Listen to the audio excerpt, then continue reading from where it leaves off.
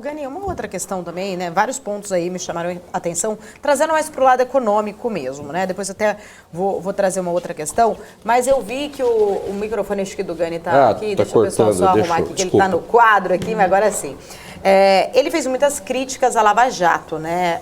Seria até, né, óbvio demais, porque claro, foi a operação que acabou o condenando, enfim. Mas ele falou ali, né, que a Lava Jato atrapalhou o crescimento econômico do Brasil, deixando de gerar empregos, construções. É claro que muitas construtoras, as maiores construtoras, estavam envolvidas nos escândalos, né? E com isso, realmente ali, houve uma paralisação, de certa forma, por exemplo, no trabalho da própria Odebrecht, enfim, de outras construtoras aqui citadas. Ele fez críticas, inclusive, até em relação a próprias delações que aconteceram desses empresários, mas ele falou que no governo dele, ele que criou o portal da transparência e que realmente ele nunca teve nenhum tipo de interferência, que ele acredita que realmente que quem realmente estava envolvido em corrupção deveria ser punido em relação a isso. Economicamente, na sua opinião, a Lava Jato atrapalhou o crescimento econômico do Brasil ou os escândalos investigados pela Lava Jato que fizeram essa questão, né, de ter realmente, às vezes, interrompido as obras, os planos de infraestrutura do governo petista? Bom, de maneira alguma. Se esse raciocínio do Lula ele fosse lógico, então a corrupção seria bem-vinda para o crescimento econômico.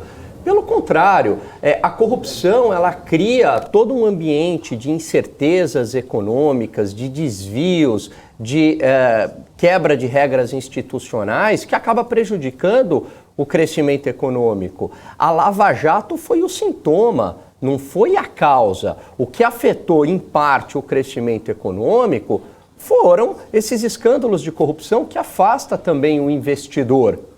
E também toda a farra fiscal que ocorreu no Brasil durante o governo Dilma e que se inicia no segundo mandato do governo Lula.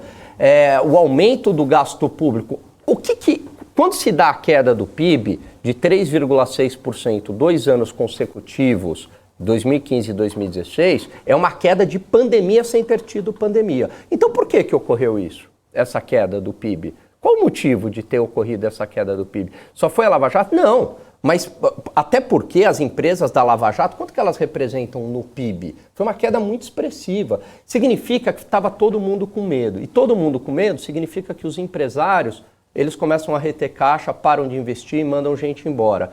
Quando esse processo ocorre, a produção diminui. Se a produção de um ano do outro diminui, o que ocorre?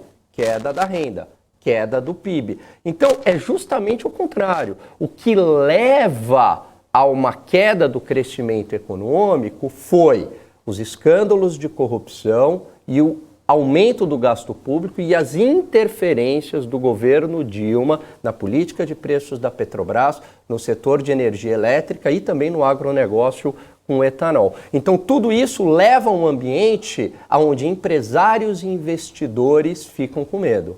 Quando eles ficam com medo, eles ficam avessos a risco. Pessoas avessas a risco, o que elas fazem? Retém caixa, seguram o investimento, a crise se concretiza.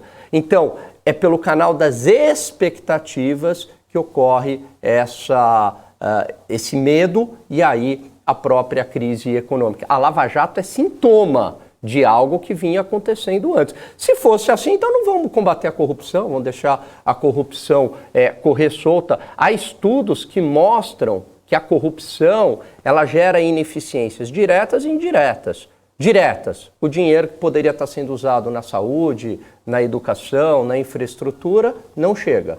Chega para o bolso de alguém ou de um partido. Então, isso é uma consequência direta.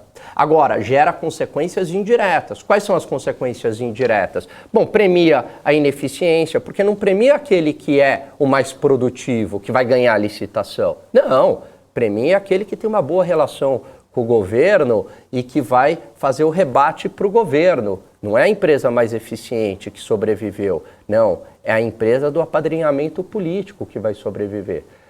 Isso afasta o bom investidor. Eu pergunto para a gente aqui, você colocaria teu dinheiro numa empresa que você sabe que tem escândalo de corrupção? Não.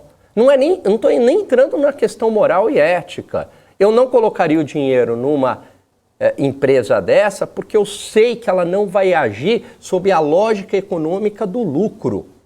Ela vai agir sobre uma outra lógica e que não necessariamente é dar o lucro para o investidor, para o acionista. E vamos lembrar aqui que por mais que o investidor busque de maneira egoísta o seu lucro, mas a consequência da busca eficiente pelo lucro gera uma contrapartida positiva para a sociedade, porque para eu ter uma empresa lucrativa, produtiva, eu tenho que ter bons funcionários, eu tenho que contratar gente, eu tenho que fazer bons investimentos, eu tenho que ter uma boa gestão. Então, o interesse egoísta do empresário em buscar o lucro gera toda uma consequência positiva para a sociedade. É isso.